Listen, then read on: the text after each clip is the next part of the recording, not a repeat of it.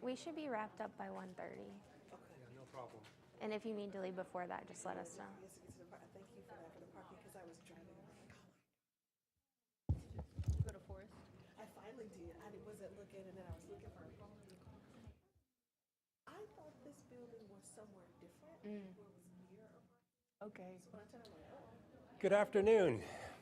Welcome to Real World Perspectives on Poverty Solutions. My name is Trevor Bechtel. I'm the facilitator of this series with Poverty Solutions at the University of Michigan. I'm instructor of the course that accompanies this lecture series. Throughout the series, we introduce key issues regarding the causes and consequences of poverty, featuring experts in policy and practice from across the nation. And we are really excited about today's presentation from SummerWorks, which is a project very close to home for us. SummerWorks is celebrating its 10th anniversary this year, so it is in a lot of ways the most significant thing that Poverty Solutions does. So today we're going to have a brief presentation by SummerWorks staff Kathleen Clancey and Morgan Cox, and then we'll hear from a panel of program participants and partners. And as always, there'll be time for question and answers near the end, so we'll want to hear from you and have your questions ready. We look forward to a thought-provoking conversation. So I want to begin by introducing Kathleen and Morgan.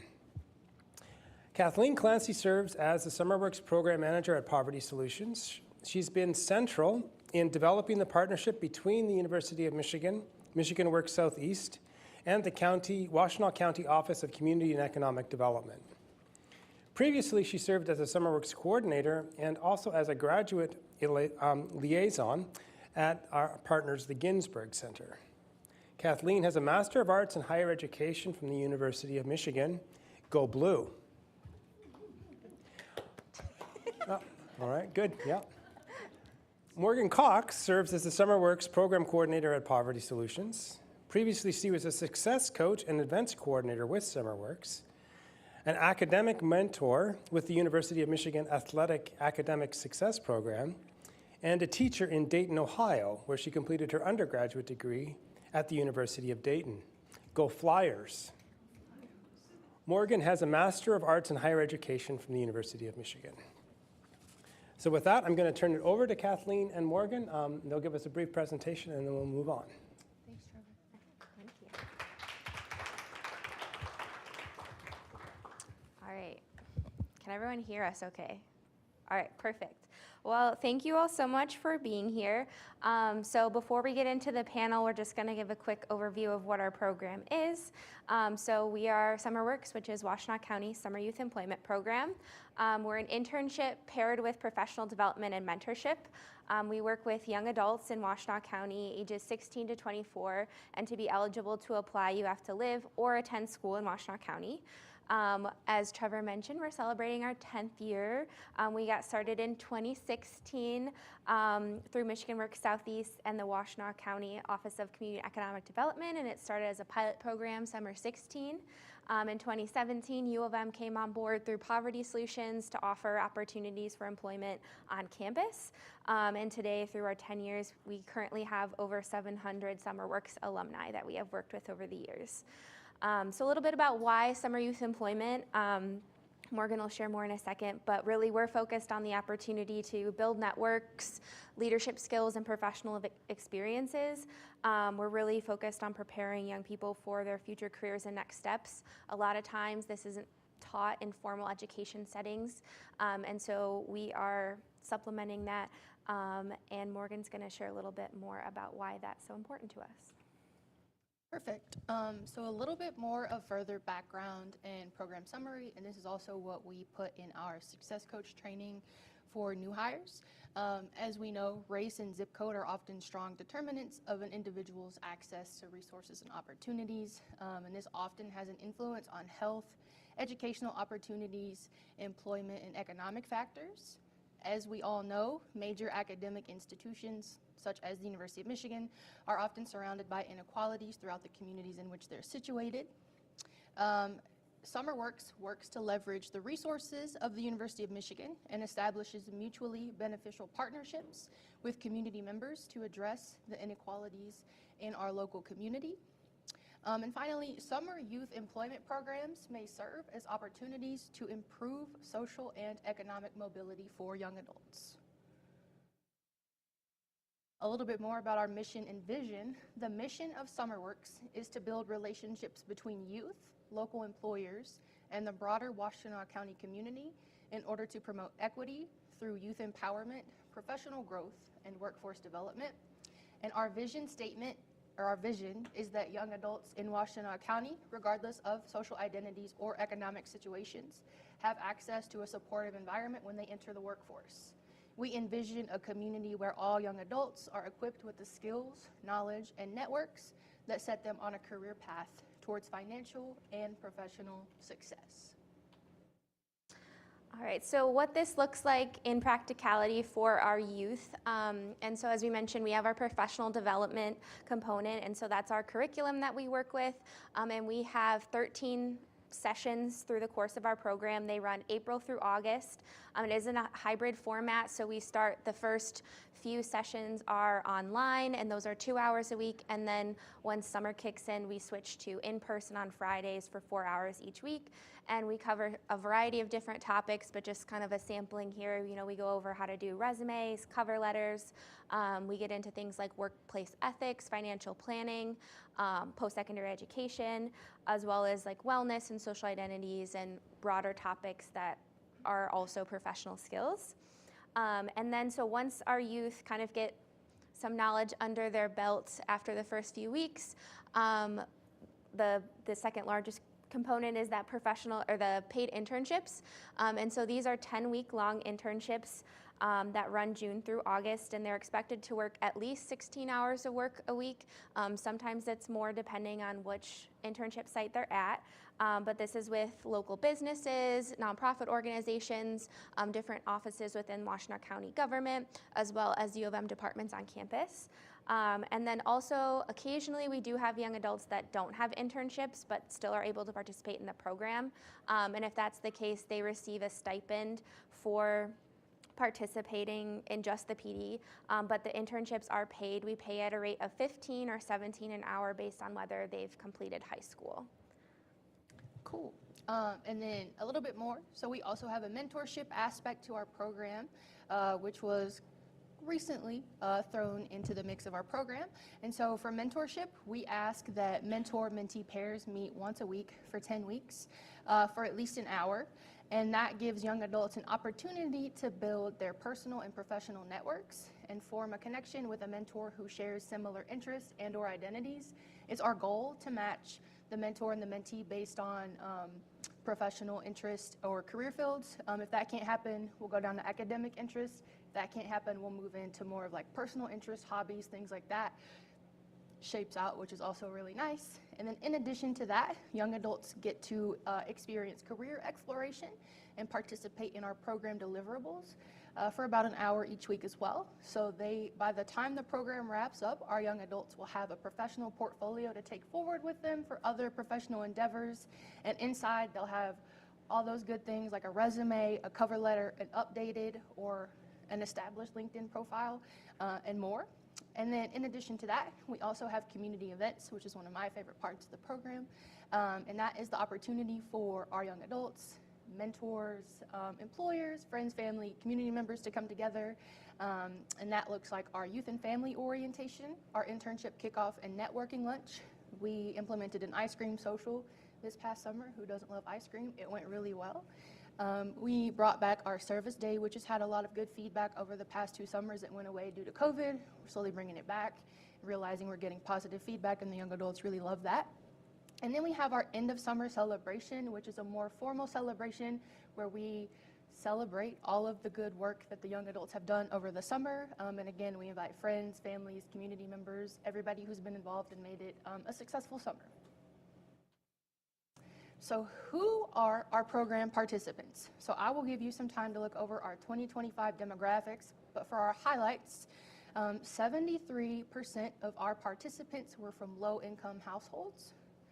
64% of our participants were from Ypsilanti zip codes, and those are 48197 and 48198. 80% of our participants were youth of color, and 36 of our participants were returning participants from previous summers. And so, one of the things that we do that's important to us is sharing outcomes and results from the program. And so this is kind of showing the impact that our program has on young adults. We get this from a variety of different ways, whether that be from pre and post survey data, as well as focus groups. And we have many different varieties of evaluation tools that we use, but specifically for 2025, so we had 94 youth complete the program. At the beginning of the summer, there were 96 youth matched with an internship. 97% of young adults would recommend SummerWorks to a friend. This graph shows, I know it's really hard to read, but these are different skill measures of, for example, the first one is I have deepened my understanding of how to demonstrate professionalism in the workplace. We also have things like cover letters, resume, knowledge about post-secondary education. So the difference between the pre and post program survey. Another important thing to, take into account here is when working with young adults tend to rank themselves very highly on things. And so even though we're starting with a really high level to begin with, at the end we're still seeing a lot of growth. And so that's really important to us. 95% of youth said that they plan to pursue post-secondary education by the end of the summer. 98% said they understood cover letters moderately well to very well. And this one's really important to me, but 99% of our young adults said that they had someone that they could use as a job reference after leaving the program. And we all know that first job, it can be really hard when you're applying and you don't have a reference, and that our youth are walking away with that from this program, that they have someone that they can count on and call for. So I think that that's really great. And so we have a youth here today who's going to share on our panel, but we wanted to give a chance to hear from some of our employers that we've talked with. So we're just going to show a really quick video so you can hear from some of them as well about their experiences.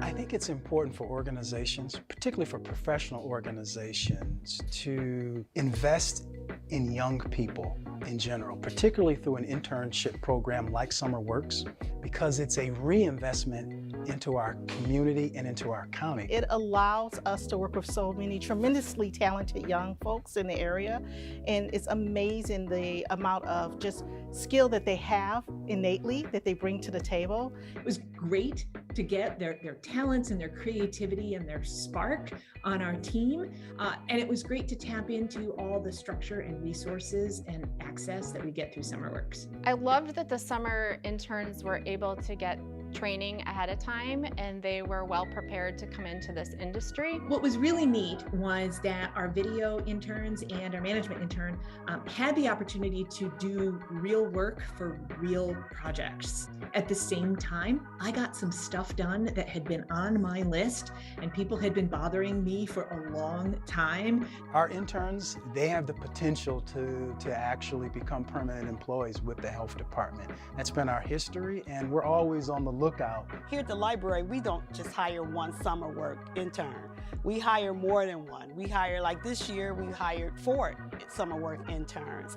It's a win-win situation, I guess is what I want to say. We're really, in this program, building the pipeline of talent that we want to hire from. And it's diverse, it is young, it is creative, and it's right here close by, and we're giving them the skills that are going to help them be great employees someday. For all of you business owners out there, SummerWorks is a great way to get low-cost talent. Just do it.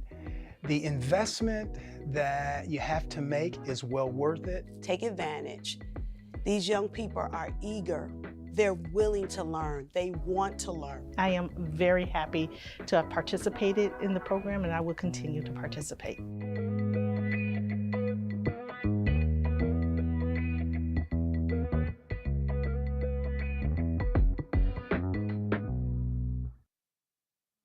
And so, part of this talk is, thinking about employing Gen Z and how to create inclusive workplaces. And so when working with our employers, that's always something that we're focused on. We let them know that this isn't just an intern, they're a part of the program, and that, we're asking sometimes a little bit extra for you as well. But to kind of kick that off a little bit, this is some of the things that we talk about when working with employers, to kind of say, this is who Gen Z is. And this is from another one of our presentations that we do, but kind of a quick summary.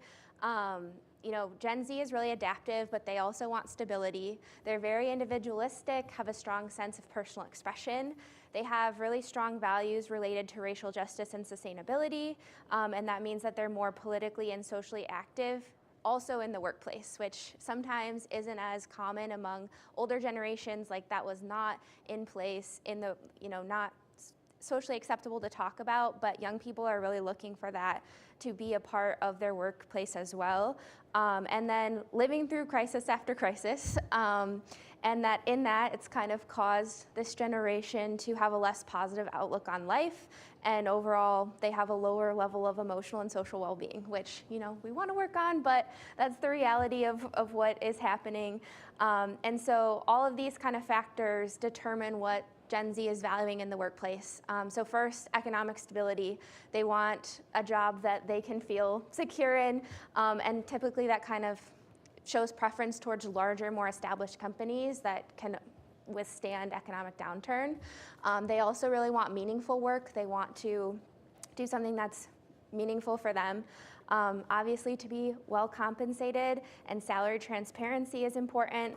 Having workplace flexibility, but also with an office, they do want in-person connection, especially COVID and kind of coming of age in that time period, but also being flexible. Diversity and having opportunities for learning and career growth. That really stands out in a lot of research that's been done, is that they want to be able to grow and learn. And something that we talk about with employers is how to offer their interns that, even over a short period of time, even just for the summer. So how can you be giving younger youth interns opportunities in that way? And then acting with mentorship and supportive supervisors, particularly when it comes to wellness. So as I mentioned, lower social well-being and emotional well-being, and some older generations don't understand the concept of taking a mental health day. And so working with our employers to kind of show them that, these are things that need to be implemented so that, one, you can retain younger employees, and kind of just shifting what professionalism looks like in terms of, what is socially acceptable. And so that's something that we really focus on in terms of for creating inclusive workplaces. We have a lot of professional development content that focuses on identity for youth, for employers, and for mentors. And as I mentioned, kind of reshifting what professionalism looks like. Another kind of example with this is something that we talk about with our youth is how you're showing up, how you're presenting your authentic self. Even 10, 15 years ago, tattoos and piercings were really unacceptable in the workplace. But trying to shift that mindset on the part of employers, but also being realistic with youth of from our perspective with SummerWorks, it's authentic. You should show up as your authentic self, but also understanding, depending on what field you're in, there are implications that, there are implicit reactions to things like this, and being able to make space for conversations. And then things like bystander intervention, preventing discrimination and sexual harassment in the workplace, microaggressions, covering topics like that. We also work with a lot of youth with disabilities as a part of our program. And so with that, we've partnered with MRS, which is Michigan Rehabilitation Services, to provide additional resources to both our employers and our young adults in the program. And then Morgan mentioned this earlier, but our mentorship program kind of came about in 2020 when we couldn't place youth in internships, but kind of being able to supplement it, and it became a really great part of our program that we've been able to include more youth in, especially the small group that I mentioned that sometimes don't have internships, being able to still offer them a spot in the program through mentorship and professional development as well. Okay, wrapping up. That was great. So like Kathleen said, just to paint you a picture of our last 10 years before we wrap up here. In the 10 years that SummerWorks has been around, we have accomplished, to date, we have 765 participants who've gone through our program, and there's like a 3-year cap. So young adults can come back for 3 years, and then after that, they kind of age out, and that just makes room for more people to come behind them. The number of hours worked to date is over 150,000 hours. That's incredible. We have had 338 unique employers provide unique experiences to all of our young adults, which is incredible. And we have had 286 mentors come through and mentor our young adults. All right. We're gonna move into the panel session. So Yes. if our guests would also like to come on up and join us. Do you want me to shut this off? Yeah. How do I do that? There we go. There we go. I got it. Cool. So thank you so much, Morgan and Kathleen, for that great presentation. We have our panelists here. We can pull up another chair. Okay. I mean, if you want to be. Okay. Don't let me interrupt you. No, okay, I'll good. grab another chair, Trevor. But I am gonna grab this mic water. I think we're good. Thank you for joining us. So I'm going to introduce our panelists, and we're going to have them share more about their approach to youth engagement. So Shamar Heron is the Executive Director of Michigan Works Southeast. Shamar leads teams that focus on helping people craft and achieve their goals towards a career and connecting talent to business needs. Shamar sits on multiple boards from youth and community development to prisoner reentry. Shamar has a master's in policy administration from Eastern Michigan University. His undergraduate degree is from the Ohio State University, where he played on the 1999 Final Four basketball team. Go Buckeyes. Go Buckeyes. Is he starting trouble? I mean, he's always in trouble, right? But we really appreciate what he does. Charanisa Williams is the Economic Opportunity Division Administrator for the Office of Community and Economic Development at Washtenaw County. She has 20 years of experience working with state government and nonprofits. Shar is a certified life coach and co-author of 4 books on women's empowerment. Incredible. She has a master's in public administration from Central Michigan University, and her undergraduate degree is from Eastern Michigan University. Go Eagles. And finally, Nazja Walker is a senior at Eastern Michigan University pursuing a Bachelor of Science in Cybersecurity. She's been a SummerWorks program participant for 3 years in 2022 and 2023 with the Dental Informatics Department here at the University of Michigan, and in 2024 with the Merit Network. And then you are Edward Sanders, and you guys got to apologize. I actually thought that you included me, so if I included myself, I apologize for that. But in any case, my name is Edward Sanders. I go by the name of Baraka. I'm an MSW, a graduate 2020 here at the school. My organization is Alternative Sentencing and Reentry Solutions, which is a forensic social work organization. We take and represent children that are in the adult criminal legal system. And again, that's Alternative Sentence and Reentry Solutions, and thank you. And you Right, have great. been employer this year and last year. Yes, I've been a summertime employer through Michigan and the Michigan Works and the University of Michigan, which I'm very, very appreciative of. I had 3 employees last summer and 2 this summer, and I'm very appreciative of that. And at least one of them, I think this summer, was an undergraduate at the School of Language, Science, and Art. and she did a fantastic job. People are still reaching out for her, and they actually thought she was a graduate student here. Great.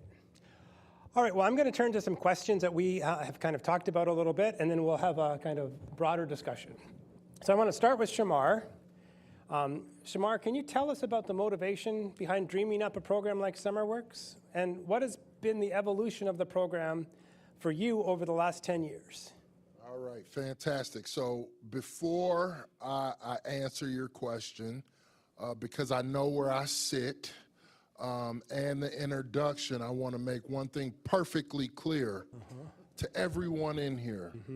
My attire, it is not for you all, nor this university. It is my high school colors. Go Persian. So do not think that I sat up here and pandered to this university. Like I noticed when I look at your socks that there's a red heel on those socks. Scarlet and gray will always be on me at all times. Now, Trevor, we welcome you here, Shamar. We're glad to have you. I don't know. I saw some sneers out there that allows me to see it differently. But again, thank you all for having me. Thank you all for being here. It was really the winter of 2015. And I was the manager in the Office of Community and Economic Development. I was managing workforce development. And because I live in the community, I was getting harassed from 2 different angles, maybe even 3. Not Bashar. Well, we were neighbors at the time. So I had parents saying, we need to put these babies to work. These young people, nobody's hiring them. How are we going to get these kids to work?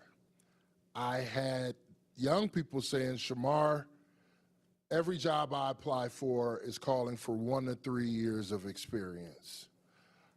No one's hiring me because I don't have the experience, and so I'm hearing folks say, you need to work, but nobody's really putting pen to paper to bring me on board. And then lastly, I heard employers saying, you know, where's the talent? Where are the young people? And you often hear, I don't know if you all hear it, but I hear it now and I'm quick to correct. These young people don't want to work. They don't want to go to work. They don't. Well, are you offering them anything? You saw the numbers. I don't know, Kathleen, maybe we can get into, of the 96 that actually participated, how many applied, right? Which is it? 342 applied, but we only had enough positions for 96. And so that's a talking point when I'm out with our employers. Don't talk to me about talent pipeline management. Don't talk to me about what these young people won't do. Unless you put skin in the game, I have seen with my own eyes and with data that our young people are prepared to go gain and maintain employment. And so that was sort of the antithesis of why we started what we called Summer 16. There was a Drake song out called Summer 16. That was our theme song. And then we quickly had to pivot to something more sustainable over the years. 10 years later, it's morphed into SummerWorks. But that was sort of what started us. Really quickly, a couple of the changes that we've seen. Number one, the addition of the university has allowed us to get far better metrics and data. So the data that you're seeing, we didn't have the capacity to collect and aggregate over time. And so that was one piece. The research component, but also the collective development. So we called it soft skills development back then, essential skills. I like the term professional development, right? But it's really teaching our young people how to show up on time, dress appropriately, communicate effectively, handle conflict. So all of those were areas that were ushered in by way of our partnership with the university. And then lastly, the voice that the young people have now didn't exist. And so I want to shout out Naja. She sat at a table a year and a half ago with us and helped us receive $150,000 from the Ann Arbor LDFA. So Naja's the money lady right now, right? So, really quickly, that voice has expanded, and now we're trying to make sure that our employers understand how important it is to stay connected. Well, that's great, thank you. And that really resonates for members in our series with the Detroit Phoenix panel we heard earlier this semester, which was all about youth voice in kind of planning these kinds of programs. So I appreciate you bringing that up. You talked a little bit about metrics and evaluation. So I'm going to ask Morgan and Kathleen if you can talk a little bit about what that program evaluation process looks like, and just kind of spin out a bit of what he was talking about for us. Okay. Hello, perfect. So some of our evaluation looks like, so we have a pre and a post program survey. So pre-program survey is just like evaluating the young adults on kind of like where they think they are in the moment before we begin professional development and digging into our professional development curriculum and all that SummerWorks is and has to offer.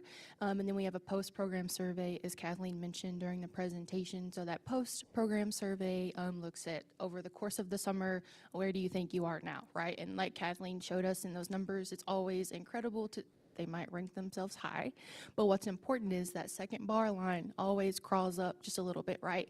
So to see their improvement, to see them physically improving in front of us, to see them in their workplaces, to hear them talk about it on Fridays at professional development and what they're getting into is always so rewarding. And then one of my favorite parts of the program and something that I've kind of headed up over the last 2 years are our focus groups, which happen after each summer. So we try to have at least 2 focus groups for everybody. So 2 youth focus groups, 2 employer focus groups, and 2 mentor focus groups. And the aim of the focus groups are we take that feedback to make changes to the program for the next summer to make it better. Yeah. And the only thing I'd really add to that would be we have like exit tickets for our professional development sessions, but it's really important to us that we're listening to our youth, that we're trying to, get what they want out of the program, and so we're constantly making changes. Even if they're small tweaks, we try to make big changes when we can, but we're continuously adapting based on what youth need, but also employer need as well. Needs of employers change all the time, and so trying to focus on, if our employers are telling us like we're having a really hard time with youth not being on their phones, then we might add that as a session the following summer ahead of like where we normally have it, so that it's kind of, placing things differently to hopefully make things better for everyone. Can I add something just really quick? So a lot of the feedback we've heard, at least over the last 2 years, that mentors and employers both want to be engaged with our PD curriculum as well. So I mentioned focus groups, right? Like help us make tweaks for the next summer to make it better for everybody involved. So something that we are going to start doing this upcoming summer will be like sharing our professional development curriculum, the topics, with mentors and employers so they can have those conversations in those meetings in the workplace. And so that further enforces like the curriculum that we're talking about and how it presently shows up like in their workplace or with their mentors to further drive in what we're trying to get to them in those sessions as well. Thanks so much. A lot that we could talk about here, but we're going to keep going. Shar, what would you add here? And what role does summer youth employment play in the economic development of Washtenaw County? So first, I'll start and say what I'd just like to add is the program evaluation that they've done. And I think Shamar said it earlier, was they brought on Kathleen and Morgan. So when we look at the program and we evaluate it, we see that the phones are not there. We see that we need to add mentorship and we need to add people. So the important components to see how many more people, we just said 340 actually apply, but only 96, 92 were actually accepted. So we can look and see what do we need to do and how do we need to continue this 10 more years from there. And as far as the county is concerned, the reason we're there, and Shamar said it earlier, is he was a part of the county. He left us. We broke up, but we still like him. He got the kids. We got the dog. It's okay. But the county understands that if the children are our focus, if the youth are our future, then we have to be able to support them. And the way that we help them, or the way that we support them, is helping them get to pathways that will help them with their future. One of the things that this program does, that when I was in high school a few years ago, you don't need to know how many, But you got to go and do job shadowing in places where it helped you decide on a career. And so when that went away, then kids are kind of floundering. I'll speak for my son. Don't tell him I said that, though.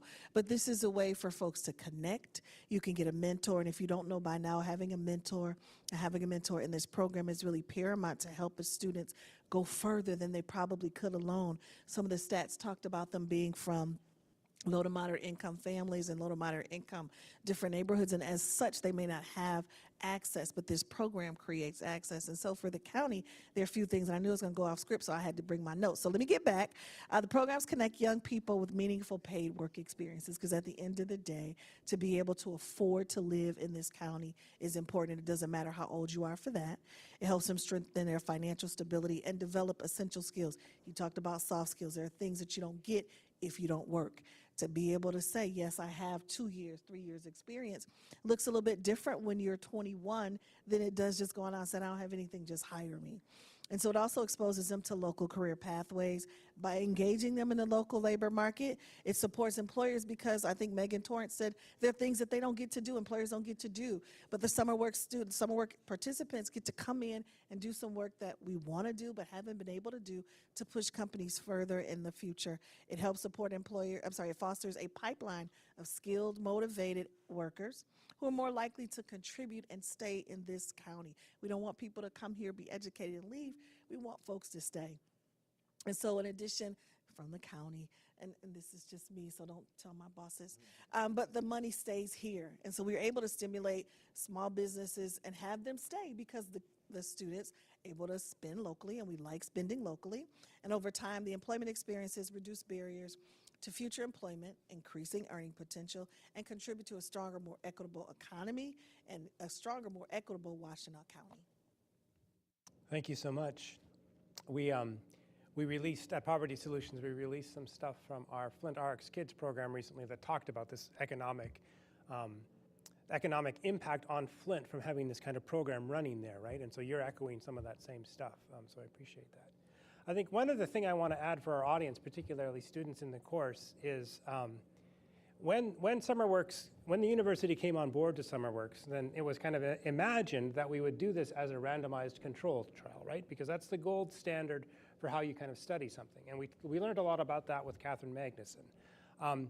And we realized it was harder to get numbers back then in the late kind of 2010s, and we realized that wasn't really feasible. But we pivoted, right, to this more evaluation model, and we're really adaptable in terms of kind of shifting how we offered SummerWorks and how we kind of made that happen. So I thought I would just kind of add that in here, since it's kind of germane to kind of what we've been talking about this semester. So now I'm going to shift and have Naja speak to your experience with the SummerWorks program and how it prepared you for your internships, the ones that you did with us, and then also employment beyond SummerWorks. So like they said earlier, I am a SummerWorks participant for 3 years. I worked at the University of Michigan School of Dentistry in their dental informatics department. So my main role there was in the help desk area, where I was going up to the clinics, since it was a school and it was a dentistry, helping students with their iPads, computers, and also professors, because they had their classrooms there as well. At Merit Network as a desktop support intern, so mainly our big goal was just replacing all the monitors and also doing cable management across the organization, and then also just kind of seeing what the teams did. That was kind of like a more corporate aspect, so that's something I got to like touch base on. Outside of SummerWorks, as you guys probably know, if you're students, going into the job market is a little bit tough, so I've been like applying to internships. I recently just secured one for a course of this year and up until May, so hopefully all goes well with that. But I think a big method that kind of helped me was just preparing for the interview. We really structure using the STAR method, which is just situation, task, action, and result. I didn't want to give one-word answers when I'm in my interview, and also I just didn't want to be nervous. I feel like we do a lot of practice rounds, so I feel like just also public speaking definitely does help, and I feel like that definitely prepared me. That's great. Was there anything else from the PD sessions that you found especially helpful navigating your work, kind of when you were doing it as an intern, but then also kind of that you are able to take forward with you? Definitely. I would say workplace ethics. A big one that we don't really get to experience is working in an environment with mainly adults. I mean, we're growing up in areas where it's just us as kids or people that are around our age. So I feel like knowing when to talk in a manner that's appropriate, or also just being in an environment that's something you're not used to, was really big. And then also just being aware of your surroundings and kind of understanding that there's a time and a place for everything, and seeing how people operate is most beneficial. Great. Well, thanks so much. And that's a great pivot to our next question, which is for all of you. What are the biggest gaps that you see between employers and Gen Z employees in terms of expectations for workplace culture, communication, and other kind of office and soft skills? And can you give examples of how you work as both employers and young adults to bridge those gaps? Yes, I'd like you to start. They won't Thank take you. the answers because Yeah, these yeah. are smart people. I think the thing is, Kathleen said it earlier. She talked about redefining professionalism. I think the gap is that Gen Z is getting redefined professionalism, but the boomers and the X's and the millennials are not getting the same message. So you're getting someone coming in being fully and completely them because that's good, but you're getting other people that were told, don't be you, Right. that's not good, come in, do the job. And so you're going to have that kind of gap. And that's one of the things that I see.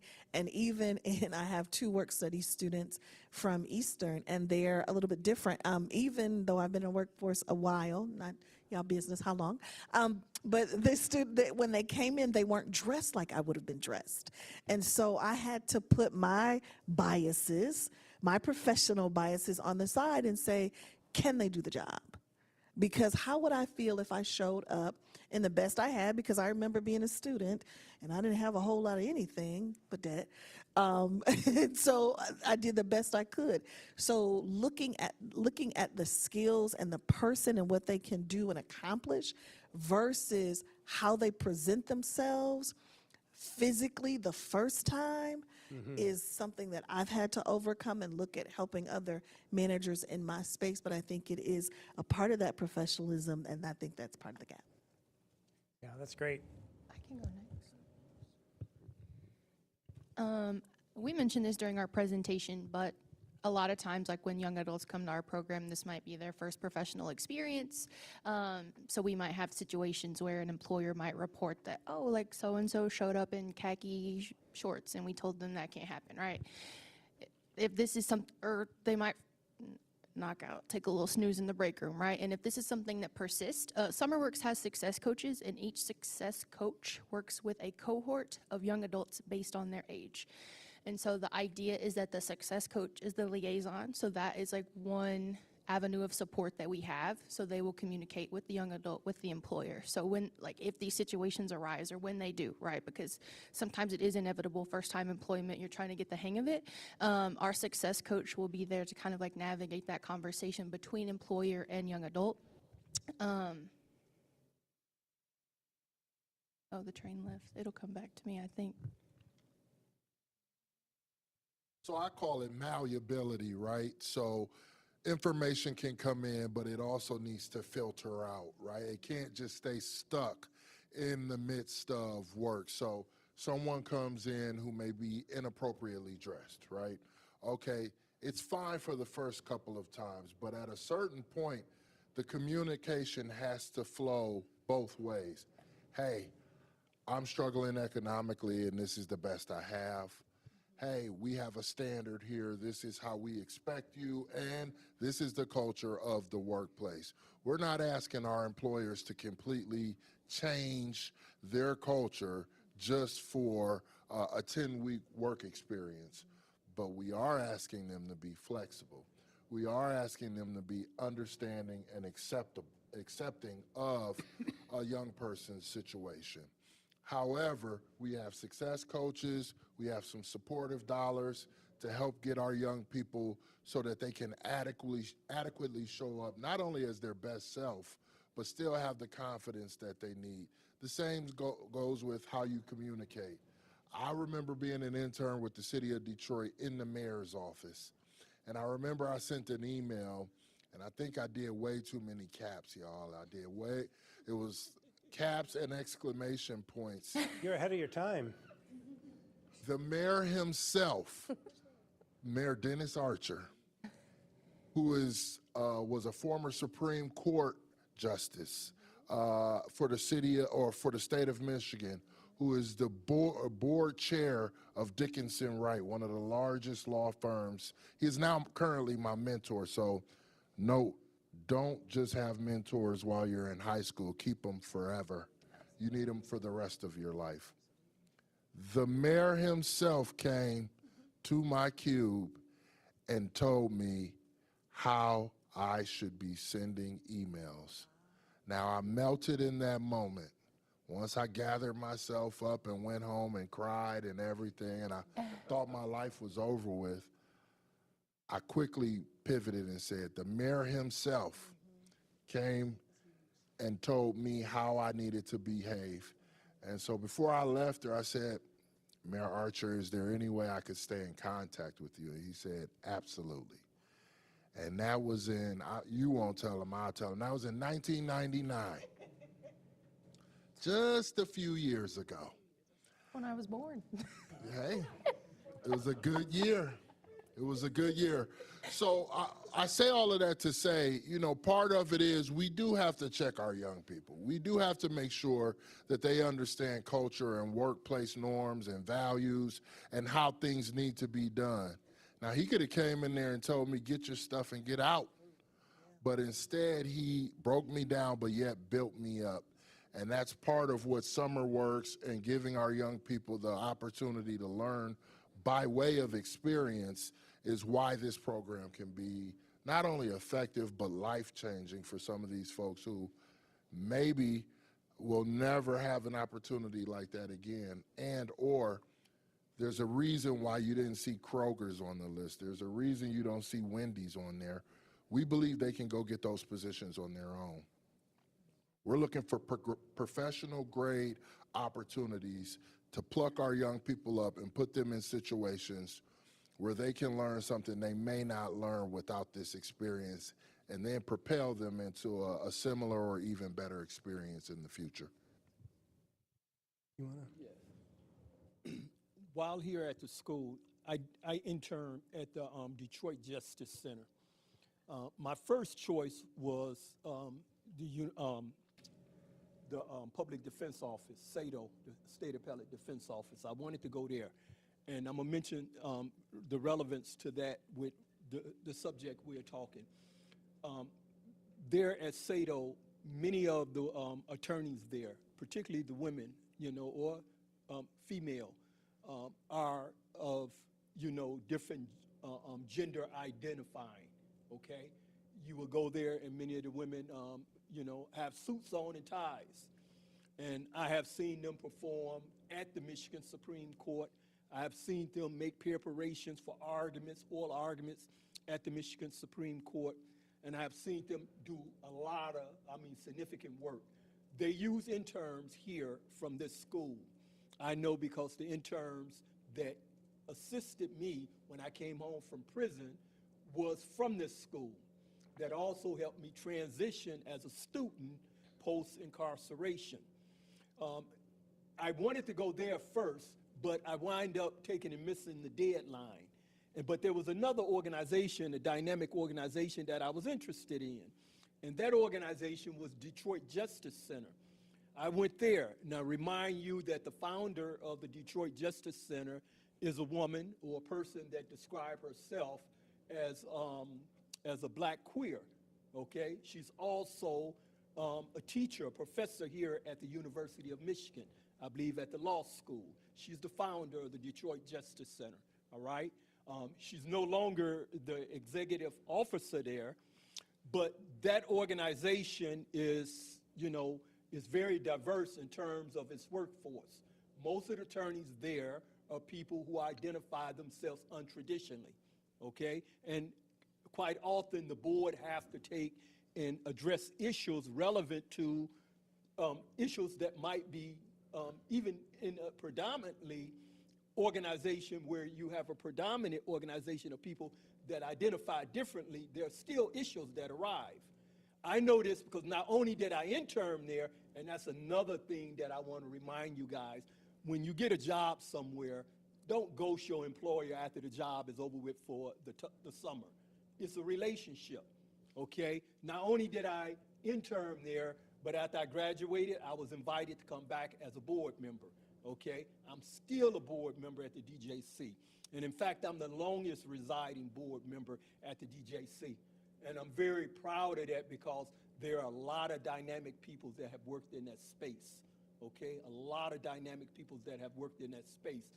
But I brought that up also to remind you guys, just like anybody else, take and shadow organizations that you might be interested in, potential employers. It doesn't matter, you know, those of us who call ourselves straight, we shadow companies. We look at companies that we feel that might fit us. You should do the same thing. You should take and shadow organizations that you feel that you might be interested in. It doesn't matter that it's predominantly leaning one way or the other way. If it's of your interest, then you look at it, you shadow it. You may be able to take and get in there, and you may be able to take and offer something. And I do put a lot of emphasis on that. Don't worry about that it's leaning one particular way. Get as much knowledge as you can about it, and take and try to contribute to that. And I'm very appreciative for some of the people here. This person has been working with me as I began my business. This is somebody that has been a mentor and advisor, you know, to me as well. And I didn't even anticipate that here. This is somebody whose door I've been knocking on for funds. So I didn't anticipate that. But this is great. But don't take and, you know, just because all of us have biases. We lying if we say we don't, okay? We lying if we say we don't. You know, I grew up as a kid, my responsibility to one of my cousins was the designated driver because they all drank like fish, okay? And he was gay. All his friends was gay, okay? But my cousin or my auntie made it my responsibility to chauffeur them when they went out. That was my responsibility, and I loved it, my cousin. Mm-hmm. You know, I don't know anybody in my family that discriminated against him because of his decision. You know, I don't have to agree with you. No one have to agree with you. All you have to do is agree with yourself and just be yourself. You know, don't overextend yourself. Just be yourself, and thank you. Thanks. And I think that that's a nice kind of representation that while these questions may have a particular pitch in a kind of relationship between a young generation that's kind of becoming adult and how they're interfacing with the rest of society, it's also a question that's kind of there throughout, right? And it's there in different kinds of spaces. And I think particularly, right, returning citizens have a different kind of purview on the rest of society, right, and kind of an interaction there. So I appreciate you bringing those kind of dynamics forward. Nazja, do you have some things to add here? That's great. I guess since I am a Gen Z in the workforce. Yeah, we should maybe hear from you. Yeah, I was going to say.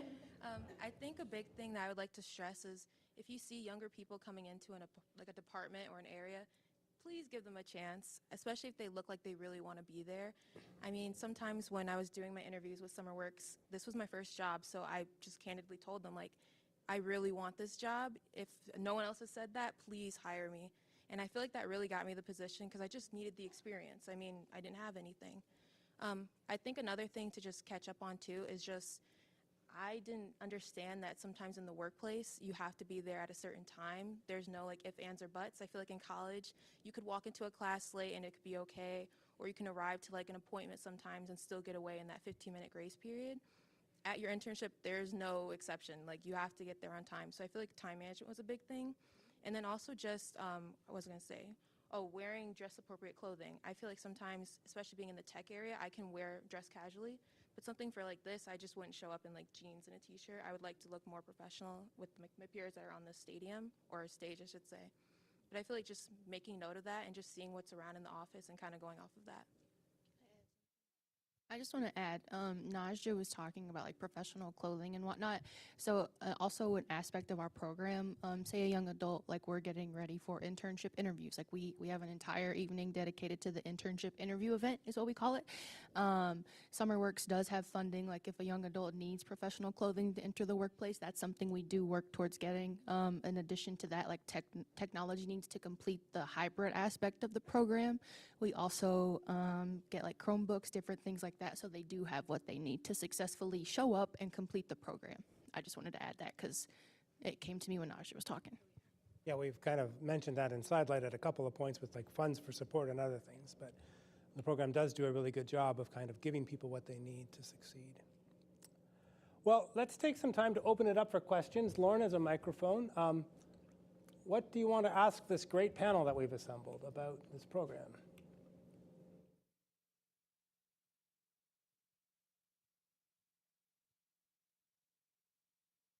Thank you. I'm just part of the community. What do you tell Gen Z about phone use on the job? Any of you? So I've got a 22-year-old daughter. She's kind of right on the mix, and we often talk about this. And my point is, if you're supposed to be working, if it's not your break time, if it's not, your lunch time, keep your phone usage to a minimum until you learn from your supervisor, your manager, hey, if you got all your stuff done, it's okay to be on your phone.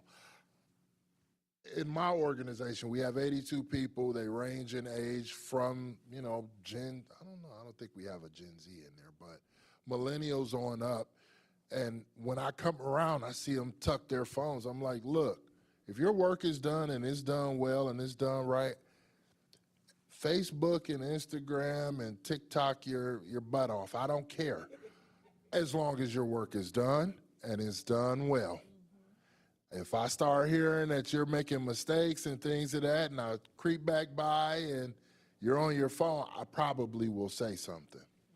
But as long as your stuff is done and you have clearance from your manager or supervisor that it's okay and it's appropriate, it's okay. But if you're not seeing anybody else on their phone, if you're not seeing anyone else, taking pictures and doing all of that, you probably shouldn't be doing it either.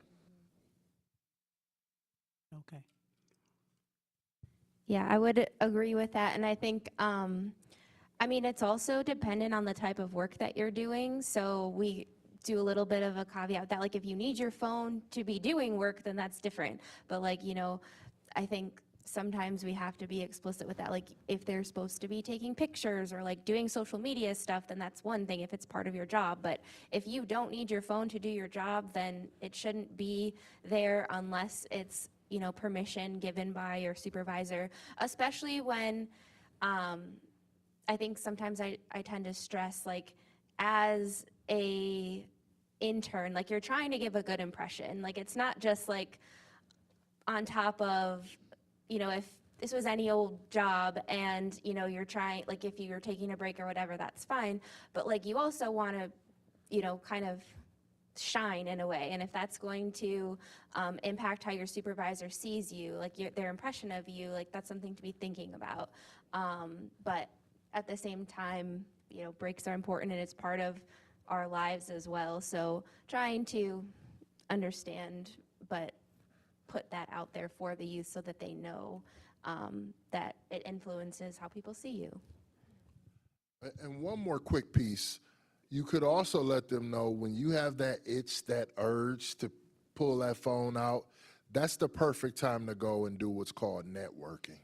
That's an opportunity. Instead of getting on your phone and just randomly scrolling, you may be able to go and ask someone in the county, can you help me understand what it is that you do?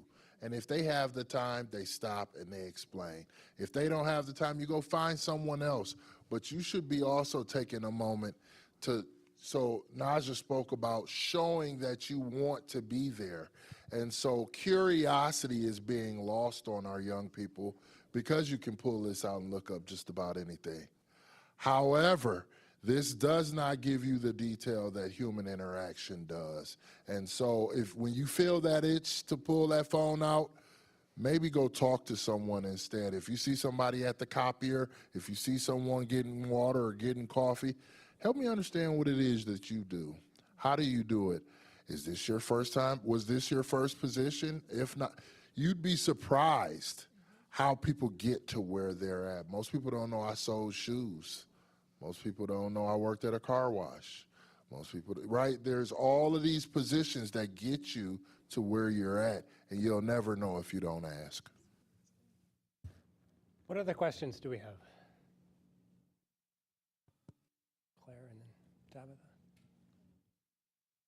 Thanks so much for a great panel. I wanted to know, since the program is only 10 weeks, how do you keep students engaged like throughout the rest of their studies? And how do you sort of help them like, I guess, retain that kind of engagement, not only to build community, but to just like really like strengthen the meaning of the work that they did?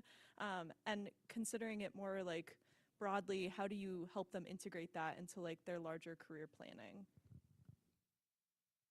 Yeah, so I guess kind of with that, so SummerWorks is like we just do things in the summer, but we do allow participants to come back for up to 3 years. And if they participate once and it goes well, like then they get priority admission a second time. So like it's kind of an incentive, like if you want to come back, you know, like do what you're supposed to do and have good experiences. But I think aside from that, we also try to encourage youth to exit their internships in a way that leaves the door open for opportunities. So like our last session is all about like showing gratitude, how to thank your employers, your mentors, and like kind of if you would like to leave the door open for how to reach out in the future about a reference or a letter of recommendation or things like that. So kind of teaching those skills. We also offer mentors the chance, like if they want to keep meeting with their young adult, they can, but just to like explicitly have that conversation whether or not you want to continue, or like based on even just, you know, I'm really busy and I don't have time during the academic year, but to be open about that. But sometimes that does continue on. We also, I'll let Morgan share more about this, but we have a youth advisory board that we attempt to get youth to participate in, to like stay involved, and then occasionally ask them to do speaking things and things like that, like Nazja is here today. But Morgan, do you want to share more about that? Yeah, so our youth advisory board is, I would say, small but mighty. Definitely trying to get that off the ground and in the air for sure, like in the fall and whatnot. And our idea with the youth advisory board is that they are ambassadors of the program, representations of the program, and so that comes with like certain like expectations, right? So one thing we're trying to do is like have young adults assume more of a leadership position. So perhaps helping us facilitate our professional development content in the summer, or leading a small group conversation for that peer-to-peer conversation instead of like success coach and peer, right? Because peer-to-peer might get a little more out of that other peer. Another tool that we have other ideas for the youth advisory board beyond that, flushing those out. And then another tool that we use is our Instagram, like in the off season I mean, we do recaps and different things like that in the summer, but it's like a tool that we want to use to keep them engaged, to let them know that like, oh, like in January is recruitment season, so look for us at Lincoln High School or something like that. Or when we do staff introductions, might throw in a little sentence at the end, like comment your favorite memory with Kathleen, right? Or your favorite thing about Kathleen. So different avenues like that, and trying to use the Instagram for sure, because they are Gen Z, so that is what they use. I feel like a big part of the program is what you get in is what you get out. I feel like I really wanted to stress that I want to have continuous efforts with my mentors, success coaches, or employers after the program. I still talk to all of my mentors and success coaches, but even at Merit, I really wanted to make sure like I could potentially get a return offer there. So I left thank you notes at the end for Gratitude Week. And I just wanted to stress that I really wanted to be there and show up. I think also sometimes continuing your effort of communication out to people. Sometimes I feel like we get caught up in just like, hey, we just did it one time. I feel like that's enough. I feel like kind of pestering people is the best route, just to let them know that you do care. So the squeaky wheel does get the oil, right? I would like to say so. Right. And so Naja's the gold standard, right? She is, you saw her in some of the pictures, you hear her now, you hear her journey, just a phenomenal, talented individual that I have no doubt is going to just soar, right? And so there was one other piece and point of clarity I wanted to make sure we added. You mentioned 10 weeks. But there's a series of weeks prior to employment. So we're really looking at more like maybe 18 weeks, which in 16-year-old world is like a year and a half. So you hear our young adults talk about, this changed my life. And they speak in terms as though they've done this for an extended period of time, but that's because time is truncated in a way in the prefrontal cortex developed mind that it was much longer than it really was.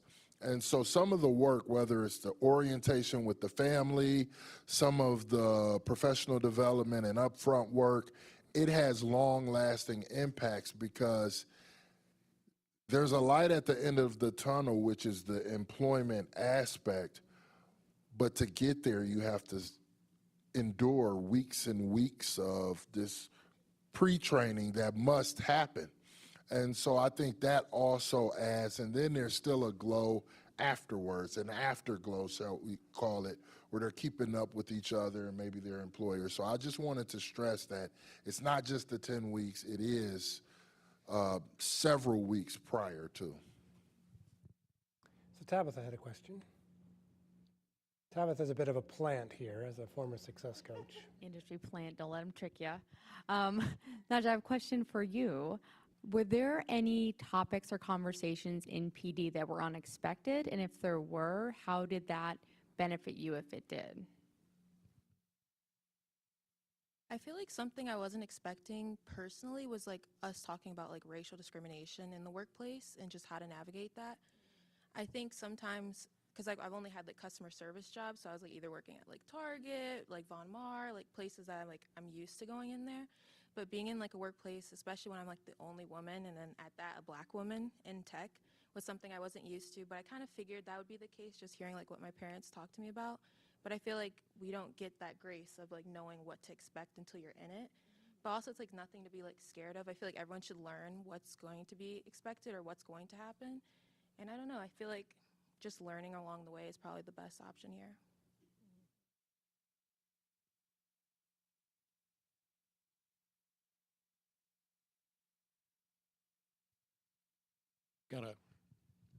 Got a couple questions.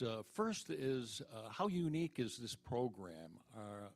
Out of the 83 counties in Michigan, are there just a handful? Do a lot of counties have similar programs? And are there state or national associations that maybe you're part of that you could, gain from that membership? I'll kick it off and then get out of the way. So partially unique. So one of the funding sources for workforce development programming is WIOA, Workforce Innovation Opportunity Act. Last time using jargon with you all. But WIOA allows for funding for youth. So any workforce development agency can tap into that for eligible youth. What the university did and what we did in combination was go after additional funds. So we employed, what was the number, 96 young people? 94. Detroit did 8,000. Chicago did 17,000, right? So it's to scale. I forget the number. My brother-in-law is out in LA, and he says, yeah, we're a part of it. We're hiring them. And I think they said they're doing like 30,000 kids. And so it varies. Some of it's not as structured. Some of it doesn't have the partnerships. A lot of it is singularly based. Another reason we started this program was we needed our employers to understand that you cannot talk about a problem without being a part of the solution. And so we're trying to develop a coalition of employers who year after year come back. I forget her name from the library. Monica has been here since day one and continues to hire a huge amount of young people. The county, the same way. And so it just depends on where you're at and the intent of the program. So. And in terms of association, I don't know of any national associations for summer youth employment, but we are a part of a national workforce association. Oh, sorry. No, you're good. I was just going to say, I think, there's also SummerWorks in the other counties that Shamar oversees, but there's much smaller, like think Hillsdale had what, 12 people? Like, so Hillsdale, Jackson, Lenawee, Lenawee and Livingston. And then there's also like a state level program called Jobs for Michigan Grads that we also sometimes collaborate with at the state level. But I do think I haven't done as much research as I should.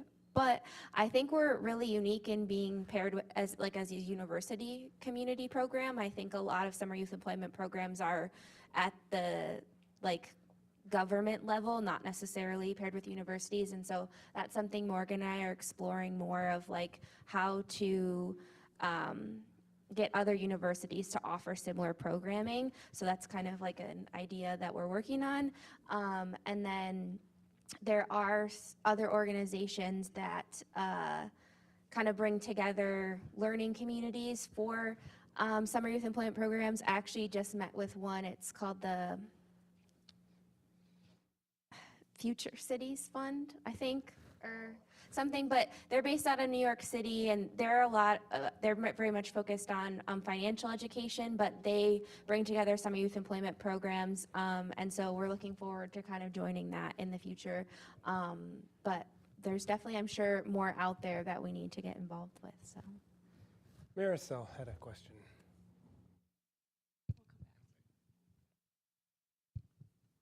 Thank you so much for the panel. My question is, you talked a little bit about your about this, but can you expand more on the outreach and the recruitment efforts that you do for the youth? How are they finding out about this program and applying? Yes, so we do focus a lot on utilizing our contacts at schools, particularly the Ypsilanti Community Schools and the Ann Arbor Schools and Lincoln School District as well. So we make school visits. We offer workshops. Not that many schools take us up on it. We're trying to work on that. But we'll come in and do a session on resumes or budgeting. But a lot of what we do is mostly lunch tables, and they kind of come and talk to us and we get them to sign up. But we also, because we work with ages 16 to 24, we also visit Eastern, WCC, and I don't think we've done a U of M career fair, but we go to the career fairs and offer those opportunities as well. But something that we're always trying to work on is reaching youth that aren't currently in school, because we are open to that as well. And so through that, we try to reach out to community organizations. We work with some contacts through the county actually to reach aged out foster care youth. We've done some work in the Washtenaw County Juvenile Detention Facility, and we've done some workshops there with them as in partnership with Michigan Works. So we're that's something that we're working on, but we try to touch all the bases that we can. I might just back out of that just a second and add a piece. This is a county-wide program and wants to be that in partnership with the county. But this county, as we know, is the 8th most segregated county in the country. And so we offer the program to anyone who wants to apply, and I think that kind of helps with kind of stigma around this program. But then we target a lot of our recruitment in areas that we want to serve. And so and there's a prioritization process for admissions that that also kind of helps with that. So there are pieces there where we're thinking about both kind of what does it mean for the community in terms of how we recruit, and then also kind of what do we want to do with our recruiting, and we balance that as we kind of work at things. And along those lines too, we do try to focus our recruitment outside of the concentrated area, but it poses problems when we have a youth from Chelsea and then they don't have transportation and the bus doesn't run out there. And so, we try to find additional resources and funding to help with transportation, but it is open to everyone in the county, but at the same time, we try to be transparent that most of the jobs are in Ann Arbor or Ypsilanti, and you got to plan for that. We'll do what we can to support you, but that's something that's kind of come up and that we're always considering too. And like even I think last year we had someone from Milan, and that was like, you know, they were commuting like 40 minutes to their internship and just kind of added layers of complexity, I'll put it that way. And really quickly, I got three things. Number one, shame on our employers for not making themselves more readily available, because we work with the chambers. We work with our economic development partners. We're trying to get the word out because employers love to cry about how there's no talent out here. The pipeline is drying up. No, that's not true. You're just not reaching far enough into the pipeline. Really quickly, I want to talk about sort of root cause but net impact, if I may. I don't care if your parents make $10,000 a year or $10 million a year. What we've learned is the need is still there for young people to understand soft skills. If your parents just don't have the skills or they're too busy to teach you them, there's still a lack of understanding what eye contact looks like. There's still a lack of understanding of what a firm handshake when you're introducing yourself, how to communicate effectively. Whatever the root cause is, the net impact is the same. It still needs to be taught. And so I know we prioritize, and I gave some pushback. And let me tell you, in the Black community, I caught a lot of flack for pushing for all families to receive this service, because I believe, like I said, if your parents are making $1 million a year, they're busy out making that $1 million. So they may not be instilling in you what you need to go out and be in the world and in the business world successfully. They could let you be showing up for interviews wearing scarlet and gray, for instance. Hey, man, if the tie matches and the suit fits, you're all right. Yeah, all right. We have time for maybe one or two more questions. Hi, thanks for coming today. I'm curious, I want to explore that net impact a little bit more, and you know, specifically in the sense of poverty. I wonder if there's any outreach with your alumni, and kind of like if there's any research that you know of uplifting individuals out of poverty through programs like this, and just kind of like a general discussion in that area. If you want to go, you can go. So we have a network of businesses that we work with, and that primarily is the outreach that Michigan Works can do. Hey, you need to be giving these young people an opportunity. What is roughly the percentage of young people who retain employment after they've went through the program? Depends on the year, but between 10 and 20. So that in itself has a real net impact, because Beyond the summer. Like beyond they the keep summer, working with right? whoever they're with. And so that is an opportunity for that upliftment. Maybe not out of poverty, but it's giving you the skills you need, the network, which is vitally important, that you need to be able to start to have the scaffolding to build your way out. I always say, if you need me, call me. I give them my personal phone number so that they know they have someone who they can call and say, I need a letter of recommendation. Do you know anyone here? And if I don't, I'm going to go find that individual. So while I'm going to speak strictly from a Michigan Works standpoint.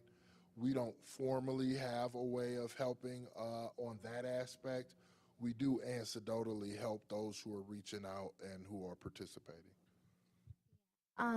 I'd add it is a lot of anecdotal things that people write on their surveys. Like this year specifically, I remember like someone had written like, what I made at my internship helped me be able to afford my next semester's tuition. Like otherwise I would have been able to continue.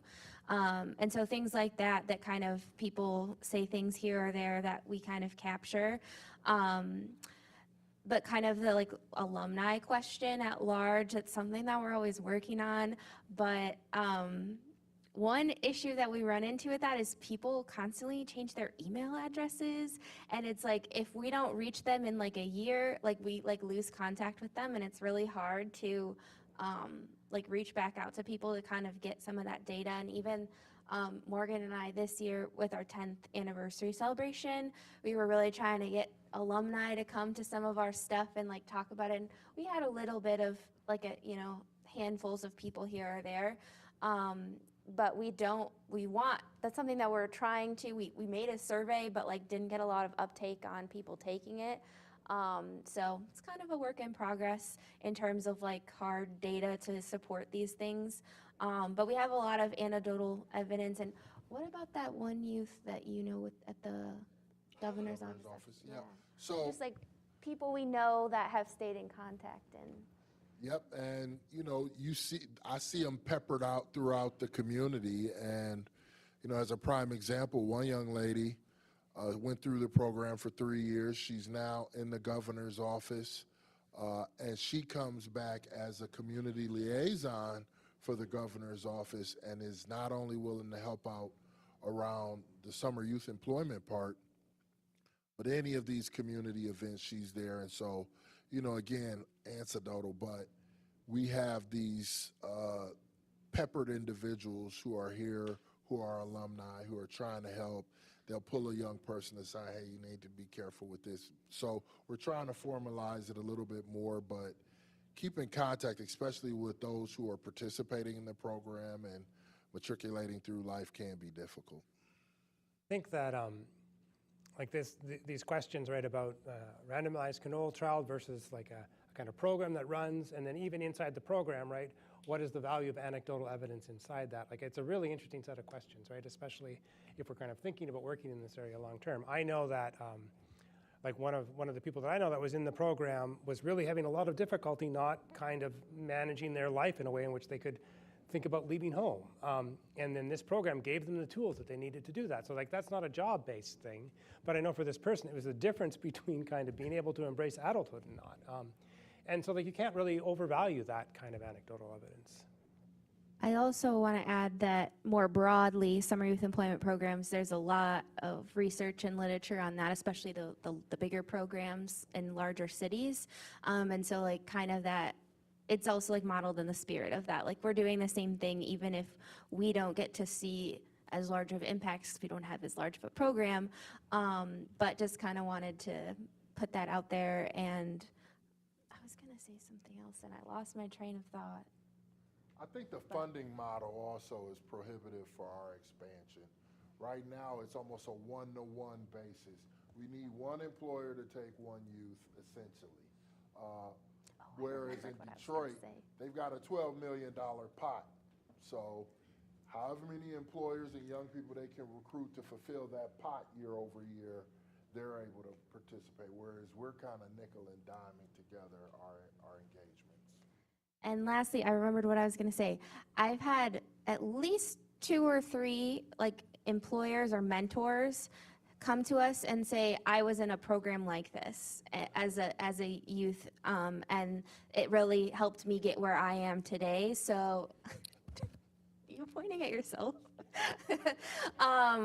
But even like one employer we have this year, she works at the university, but she was like, I grew up in Nashville and I was in a program just like this, and so when I heard about it, I wanted to get involved. So I think that kind of anecdotally speaks to it as well too. I'm going to share real quickly. I think the thing is that's what the program was started to do. And while that sounds like a really trite answer, that is really the truth. That there's paid $15 to $17 an hour. So that's a little more than minimum wage, I do believe. So that's another point. And I think just making sure year after year, we just had a meeting a couple weeks ago, that the players that are at the table stay at the table.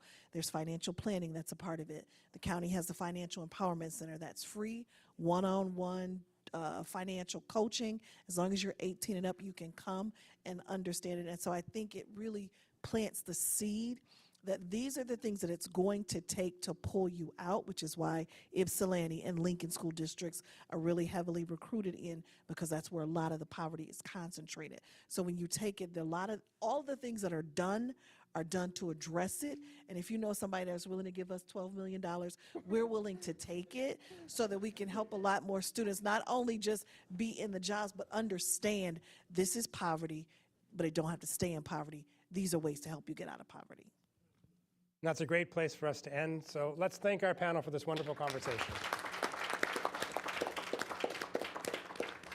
See you next week for our last lecture. Really quick, one thing. For students, SummerWorks is looking to hire success coaches for next summer. So if you're interested in what you heard today, it's on the Poverty Solutions website, but we're looking for some students to work with us, so just putting that out there.